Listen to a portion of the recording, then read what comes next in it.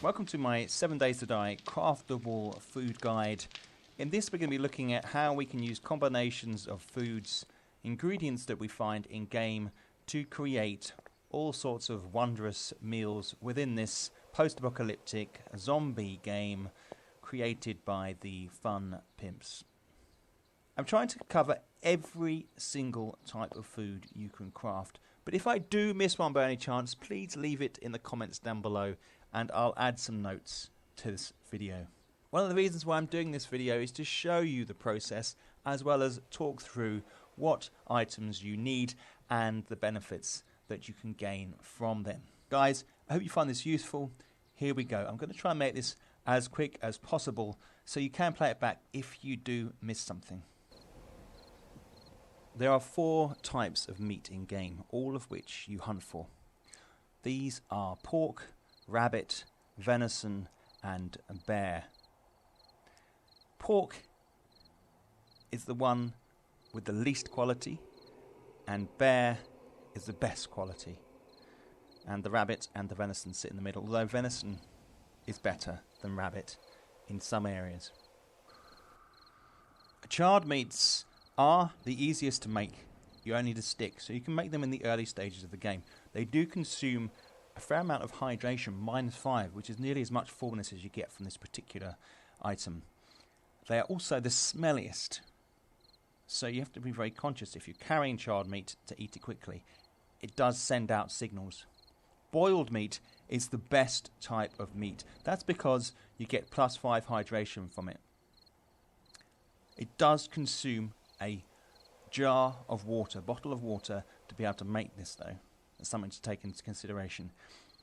It's also the least smelly, so that is another bonus for boiled meat. And grilled meat is very much in between the above. All meats will always give the same fullness no matter how they're cooked. As far as the meats go themselves, bear is by far the best. It gives +20 fullness. It also has a high wellness, a 0.8. There are a number of drinks in game. The very basic is the bottled murky water, and although you find that in lakes or ponds, you can gather it, or in toilets, you can also craft it from snow. If you harvest snow, you can simply select the bottled murky water option. You do need a jar for that though. Boiled water is sterilized bottled murky water, and you can craft that on a fireplace with a cooking pot simply by boiling the water by adding it to there. You get your boiled water. You then have what's called goldenrod tea. So you can take some goldenrod and put that in like so, and you can craft yourself some goldenrod tea simply by adding some fuel. You can also craft coffee.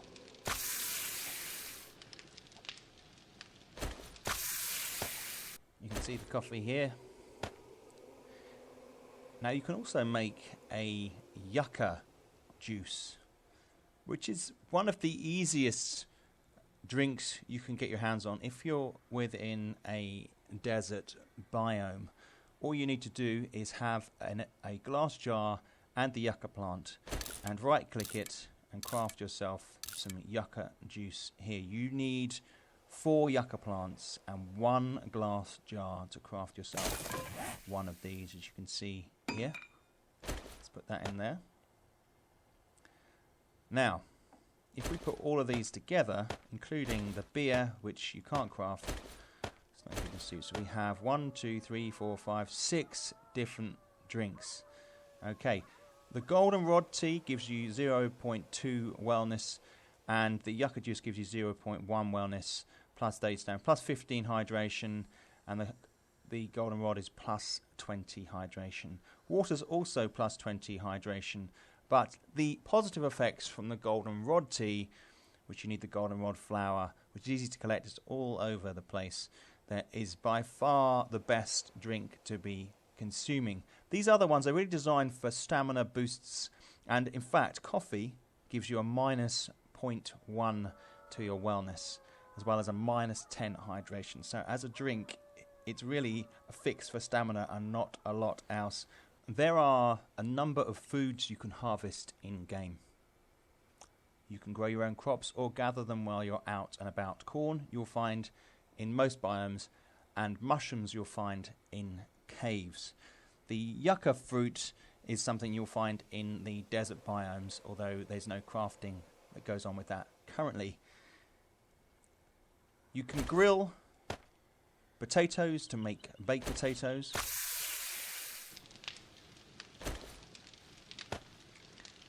That's the only food that uses the grill, the only harvestable food. You can boil the rest, so you need to have a water supply to cook the following. Corn on the cob.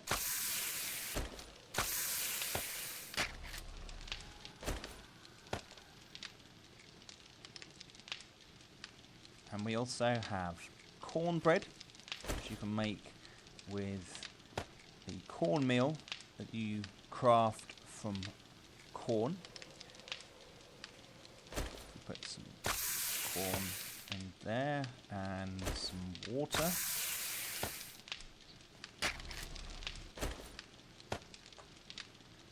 And you can make a vegetable stew.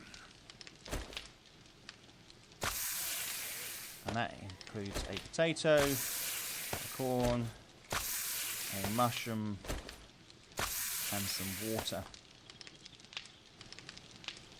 There's the vegetable stew. You can also use eggs and pork. Firstly, we can boil an egg. Again, we're using up water here. See that there, and we can also do bacon and eggs. You need 2 eggs and 1 pork. Take the cooking pot away and use the grill for this.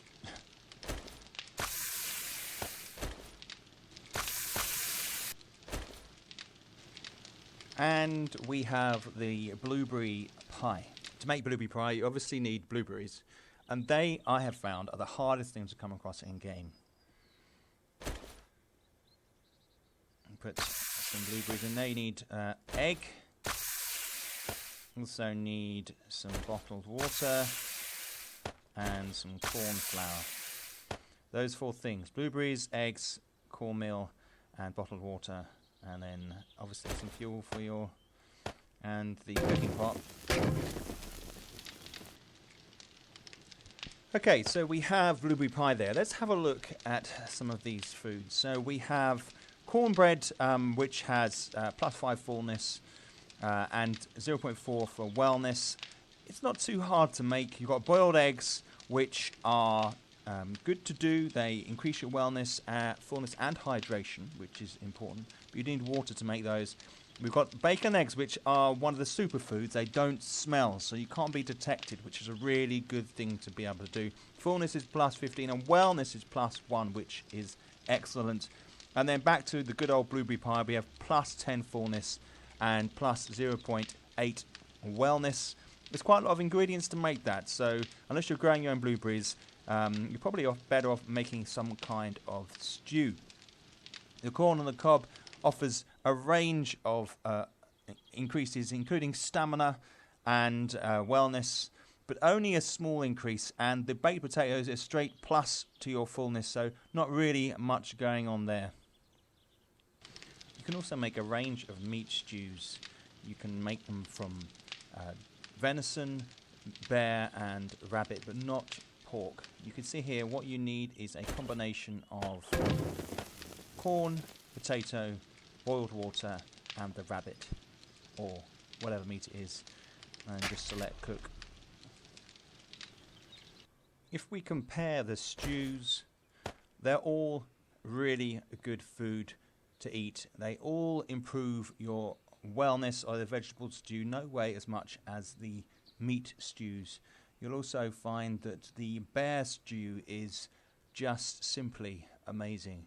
It adds a 2.5 buffer to your wellness that you keep, and it gives you +40 fullness. It is the king of foods in 7 Days to Die. So guys, there are all the craftable foods in 7 Days to Die. I guess I'll leave you with 3 pointers. Firstly, in the early stages of the game, don't forget you can survive in desert zones off the yucca plants. Secondly, make sure you grow your own blueberries and potatoes. You can't find those within the world itself. And thirdly, aim to make bear stew. It is the god of foods. Guys, thanks for watching. If you've got any comments or questions, leave them down below. And if you found this useful, please tick the thumbs up. And I will see you in the next video. Thanks again.